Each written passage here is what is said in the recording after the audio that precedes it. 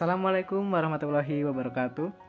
Sebelumnya, perkenalkan, kami dari kelompok 4 yang beranggotakan saya sendiri, Isdah Mufid dengan NIM 195221017 dan Reiza Nabita Audina dengan NIM 195221076, Agus Perlina dengan NIM 195221183 dan Aprisela Ainur Isnaini dengan NIM 195221154.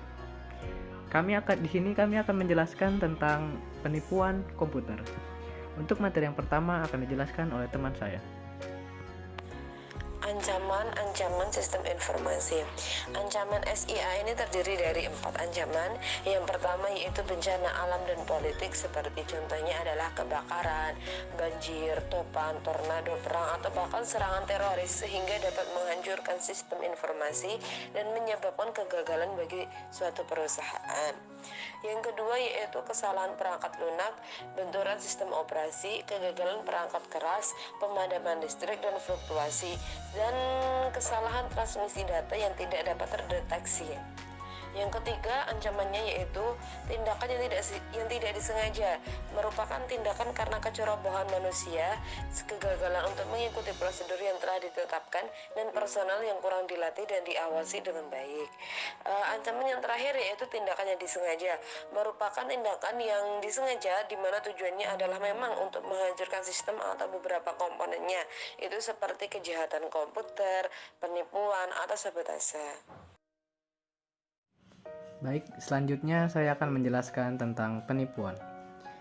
Penipuan adalah suatu aktivitas atau tindakan mendapatkan keuntungan yang tidak jujur dari orang lain secara ilegal. Untuk tindakan yang dinyatakan penipuan adalah yang pertama, 1. Pernyataan, representasi, atau pengungkapan yang salah. Yang kedua, fakta material atau suatu yang mengestimasi seseorang untuk bertindak. Yang ketiga, niat untuk menipu. Yang keempat, kepercayaan yang dapat disertifikasi, di mana seseorang tergantung pada mempresentasikan untuk mengambil keputusan. Dan yang kelima, pencederaan atau kerugian yang diderita oleh korban. Sebagian besar pelaku penipuan adalah orang yang memiliki pengetahuan dan akses atau keahlian dan sumber daya yang diperlukan.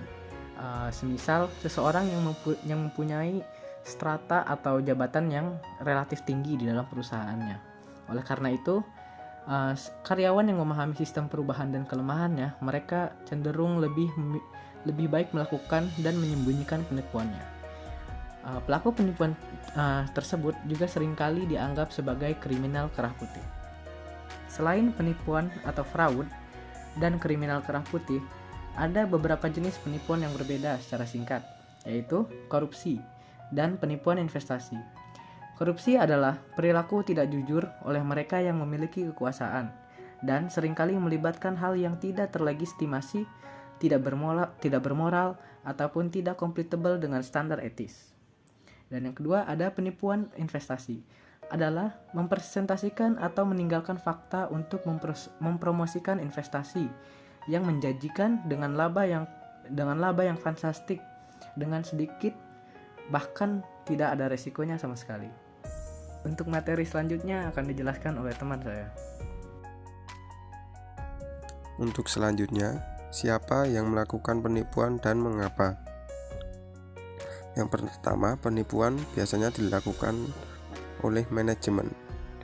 Manajemen melakukan kecurangan untuk kepentingan perusahaan, yaitu salah saji yang timbul karena kecurangan pelaporan keuangan.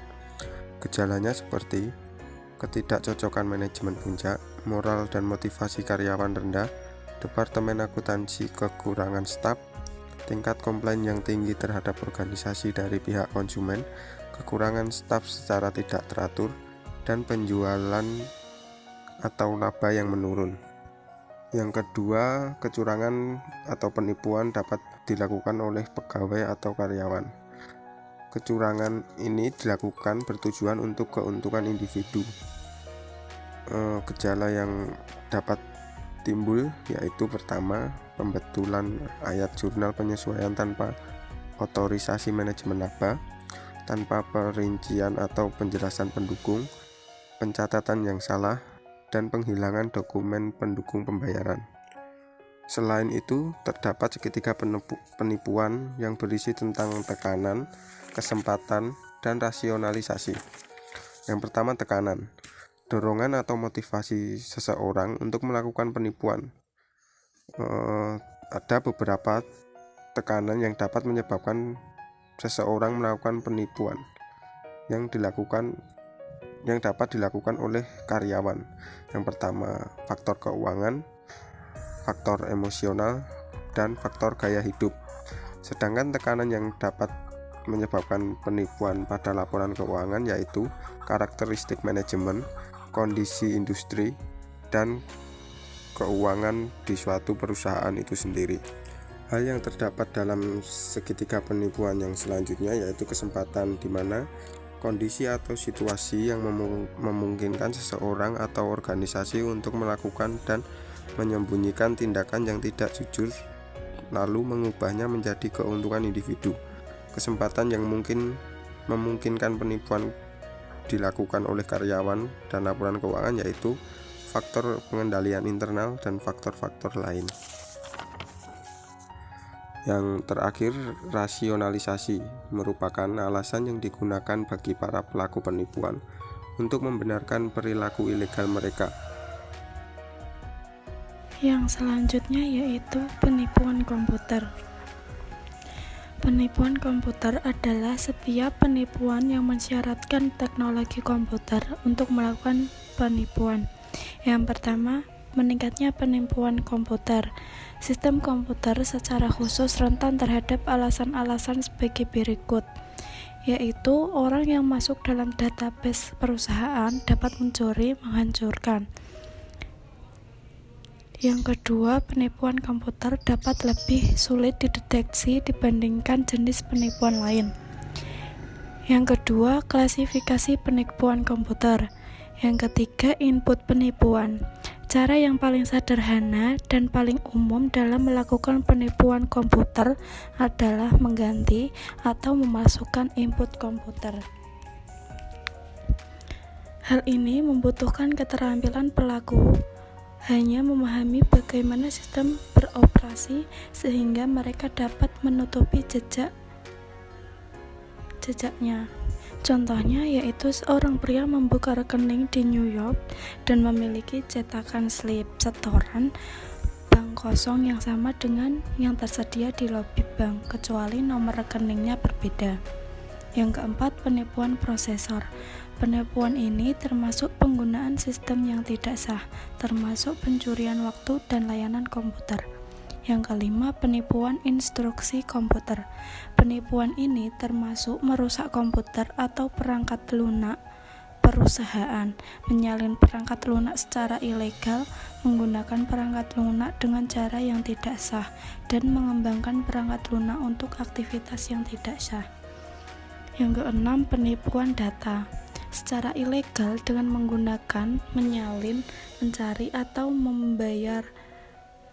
membahayakan data perusahaan merupakan penipuan data. Yang ketujuh, output penipuan. Kecuali diamankan secara benar, tampilan atau cetakan output dapat dicuri, disalin, atau disalahgunakan.